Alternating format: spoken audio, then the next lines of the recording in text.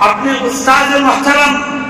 حضرت شیخ الہند رحمت اللہ علیہ اور اپنے ساتھیوں کے ساتھ آزادی وطن کی خاطر آزادی وطن کے خاطر مالٹا کی قید میں رہ کر انگریزوں کی صعوبتیں برداشت کی، اور جب مالٹا سے آزاد ہو کر کے ہندوستان آئے تو گھر میں نہیں بیٹھے، پھر میدان عمل میں نکلے۔ کبھی نینی جیل میں بند کیا گیا، کبھی سابرمتی جیل میں بند کیا گیا، کبھی سہارنپور جیل میں بند کیا گیا، کبھی مراد آباد جیل میں بند کیا گیا، لیکن ہر طرح کی قربانی دی، مگر دیش کی آزادی کے لیے کسی سے کوئی سودا نہیں کیا۔ میرے دوستوں اور ساتھیوں، جب تک اس دھرتی پر مدرسے باقی رہیں گے یہ دھرتی آزادی کا سانس لیتی رہے گی، اور جس دن مدرسوں پر اوپر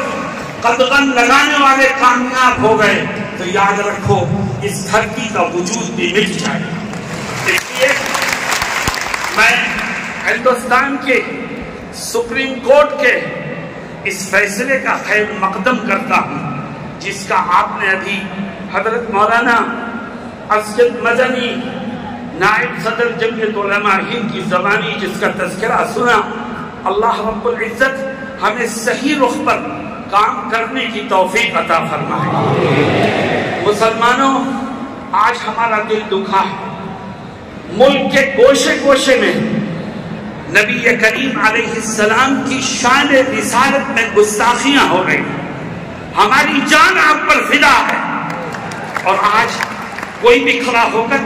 نبی کی شان میں گستاخی کرتا ہے۔ لیکن مسلمانوں، ہمارا دل دکھا ہے، مگر ہمارے اوپر لازم ہے کہ ہم قانون کو ہاتھ میں لے کر کے کوئی کسی طرح کا رد عمل ظاہر نہ کریں۔ دشمن یہ چاہتا ہے کہ ہم روڈ جام کریں، دشمن یہ چاہتا ہے کہ ہم توڑ پھوڑ کریں، دشمن یہ چاہتا ہے کہ ہم قانون کو توڑیں تاکہ مسلمانوں کو جیلوں میں ٹھوسا جائے، اور جو گستاخی کا مجرم ہے اس کو پتلی گلی سے نکلنے کا موقع مل جائے۔